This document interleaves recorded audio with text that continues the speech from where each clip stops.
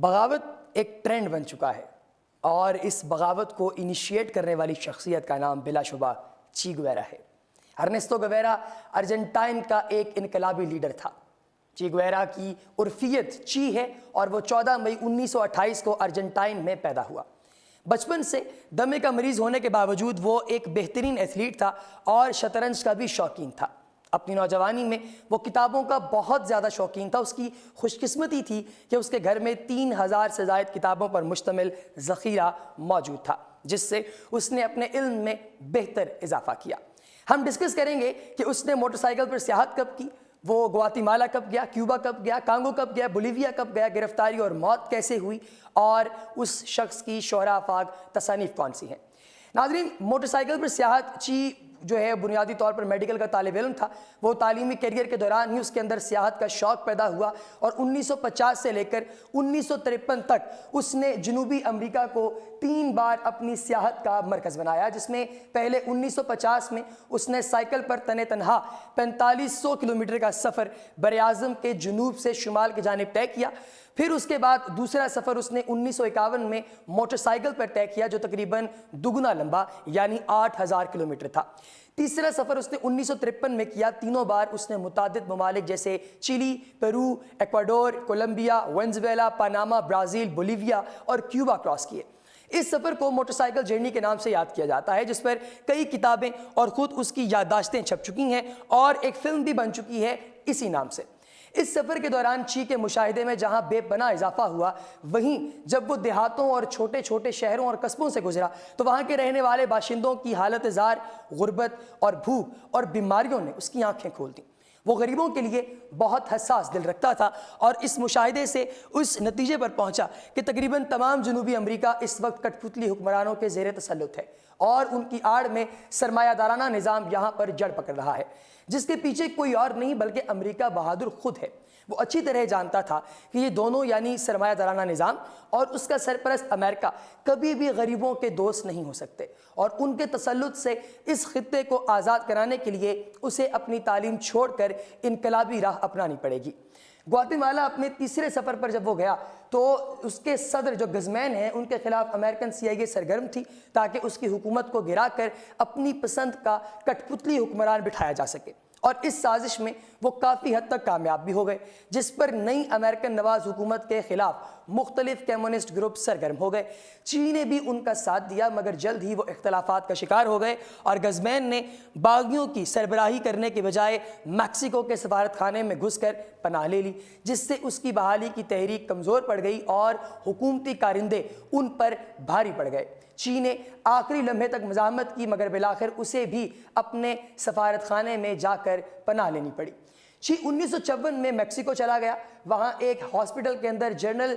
Physician کے طور پر allergy کا شعبہ سنبھالنے کے بعد 1955 میں اس کی ملاقات کیوبا کے نئے ابھرتے انقلابی لیڈر فیدل کاسترو کے بھائی رائول کاسترو سے ہوئی، جس نے اس کی سوچ سے متاثر ہو کر بعد میں اسے اپنے بھائی سے ملوایا۔ اس ملاقات کو اگر چی کی زندگی کا نقطہ آغاز کہا جائے تو بے جانا ہوگا۔ دونوں نے متضاد شخصیت ہونے کے باوجود ایک دوسرے کو کافی متاثر کیا اور چی نے کاسترو کی تحریک میں شمولیت اختیار کر لی۔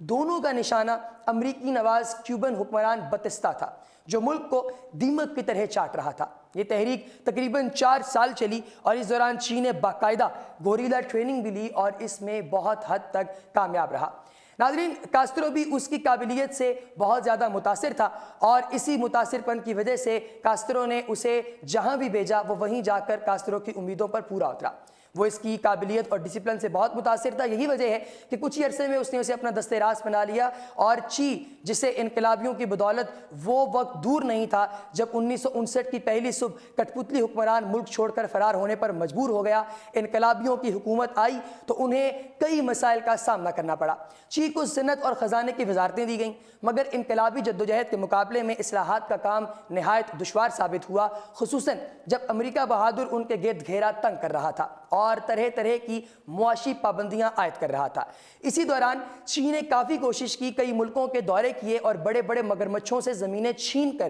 غریبوں میں تقسیم کی، مگر ان اصلاحات کی خاطر خواہ اس کو نتائج میسر نہ آئے اور اسے پس پردہ جانا پڑا۔ یہی وہ وقت تھا جب اس کے اندر پھر انقلابی باغی نے سر اٹھایا اور اس نے ان معاشی مغز ماریوں میں سر کھپانے کے بجائے کانگو کا انتخاب کیا، جہاں ایک اور امریکی کٹھ پتلی حکومت کے خلاف تحریک چلنے لگی تھی۔ ناظرین، چی گویرا 1965 کی شروعات میں جمہوریہ کانگو پہنچا۔ اس کے ساتھ اس کے درجن بھر وفادار ساتھی بھی تھے۔ یہاں اس کے آنے کا مقصد یہاں تحریک چلانے والوں کو اپنا تجربہ منتقل کرنا تھا اور ان کے ساتھ مل کر جدوجہد کرنا تھا، مگر ابتدا ہی میں اسے مایوسی اٹھانا پڑی۔ یہ کیوبا نہیں تھا جہاں انقلابی پرعزم اور ڈسپلن کے پابند تھے، جبکہ عوام بھی ان کے لیے اچھے جذبات رکھتے تھے۔ کانگو میں تحریک تو شروع تھی، مگر لوگوں سے وہ ڈسپلن اور جذبہ ان کے اندر موجود ہی نہیں تھا جو کسی تحریک کی کامیابی کے لیے ضروری ہوتا ہے، اور اس کے علاوہ اسے یہاں کی زبانیں بھی نہیں آتی تھیں،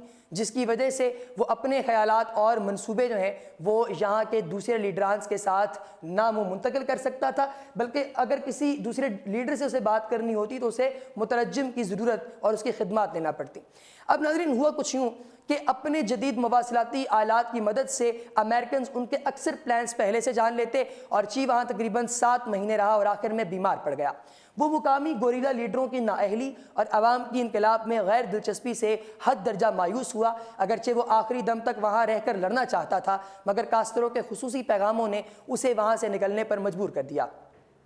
صحت بہتر ہوتے ہی چین نے اگلی سرگرمی کے لیے بولیویا کا انتخاب کیا، جہاں ایک اور امریکن نواز حکومت عوام کا خون چوس رہی تھی۔ وہ 1966 کے آخر میں بولیویا پہنچا اور ایک پہاڑی علاقے سے تقریباً 50 ساتھیوں کی مدد سے تحریک شروع کی، اور شروعات میں اسے کافی اچھی کامیابیاں ملیں، اور کئی جو جھڑپیں ہیں ان میں بولیوین آرمی کو اس نے شدید نقصان پہنچایا، جو بعد میں اس کی موت کا اصل سبب بنا، کیونکہ اس نے انہیں کافی عزت پہنچائی تھی، مگر یہاں وہ جو پلان لے کر آیا تھا ان میں کئی باتیں اس کی توقعات کے برخلاف تھیں۔ ان میں سے ایک عوامی سپورٹ کی توقع تھی جو کانگو کی طرح یہاں بھی نہ ہونے کے برابر تھی، بلکہ یہاں عوام میں سے اکثر جو ہے وہ حکومت کے مخبر تھے، اور دوسرے اسے یہ توقع تھی کہ صرف بولیوین آرمی سے مقابلہ ہے، مگر یہاں آ کے اسے پتہ چلا کہ امریکہ یہاں بھی پوری طرح موجود ہے اور اسے بولیوین آرمی کے ساتھ ساتھ امریکن کمانڈوز کا بھی مقابلہ کرنا ہوگا۔ اس کے علاوہ سب سے بڑا دھچکا اسے یہ پہنچا کہ کیوبا کے ساتھ اس کا ریڈیو رابطہ منقطع ہو گیا،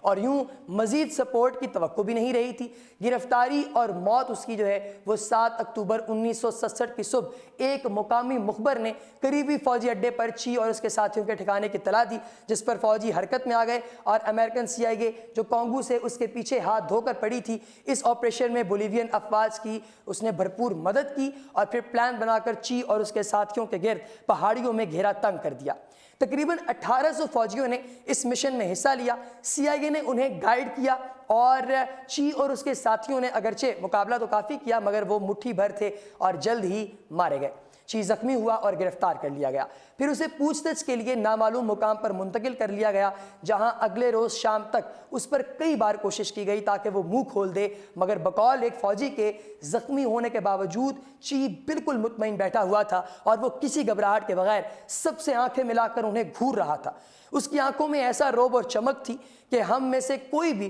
اس کے ساتھ صحیح طرح سے نظر نہیں ملا پا رہا تھا۔ آفیسر آ جا رہے تھے اور ہر شخص کی کوشش تھی کہ اسے پوچھ گچھ کریں، مگر وہ کسی سوال کا جواب نہیں دے رہا تھا۔ البتہ اس نے اپنے لیے تمباکو ضرور طلب کیا جو میں نے اسے فراہم کیا، اس پر وہ کافی خوش ہوا اور میرا شکریہ بھی ادا کیا۔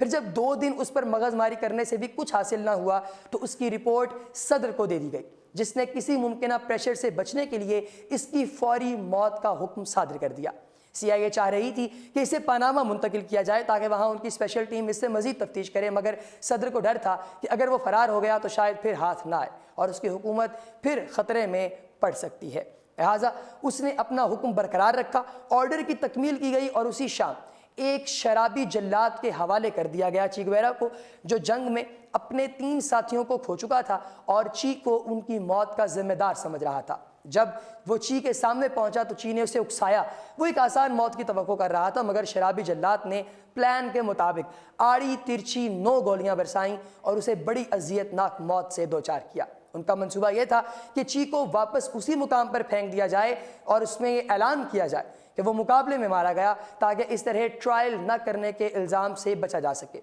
ناظرین، چی گویرا کو مرے 45 سال سے زائد ہو گئے ہیں، مگر وہ ابھی تک لوگوں کے دلوں میں اپنے اصول، قابلیت، سرمایہ دارانہ نظام کے خلاف بغاوت اور انقلابی سوچ کی وجہ سے گھر کیے ہوئے ہے۔ اس کی مشہور تصویر جو 1960 میں کھینچی گئی ہے، غالباً دنیا میں سب سے زیادہ پرنٹ ہونے والی تصویر ہے، جو تقریباً ہر جگہ آپ کو دکھائی دیتی ہے، خصوصاً ان ممالک میں جہاں انقلابی تحریکیں چل رہی ہیں۔ ایک غلط فہمی جو اس سلسلے میں پیدا ہوتی ہے وہ یہ ہے کہ چی ہر باغی کا ہیرو ہے، جیسا کہ پچھلے برسوں میں جنوبی سوڈان میں دیکھا گیا تھا، جہاں علیحدگی پسند اس کی تصاویر کے ساتھ نظر آتے تھے۔ ناظرین، اس میں بڑا فرق ہے، یہ بات قابل غور ہے کہ علیحدگی پسند ملک کا بٹوارا کرتے ہیں اور انقلابی اپنے ملک سے نااہل حکمرانوں کو ہٹانے کی تحریک چلاتے ہیں، اور چی کی زندگی کا محور یہی تحریکیں نہیں ہیں، اور اس کی شخصیت آج بھی کیوبا میں ایک نیشنل ہیرو کی طرح ہے، اگرچہ وہ وہاں کا باشندہ نہیں، اور اپنے ملک ارجنٹائن میں بھی وہ کسی ہیرو کی طرح پڑھا اور یاد کیا جاتا ہے۔ چی گویرا کی 2 کتابیں ہیں، ایک گوریلا جنگ اور دوسری بولیویا کی ڈائری۔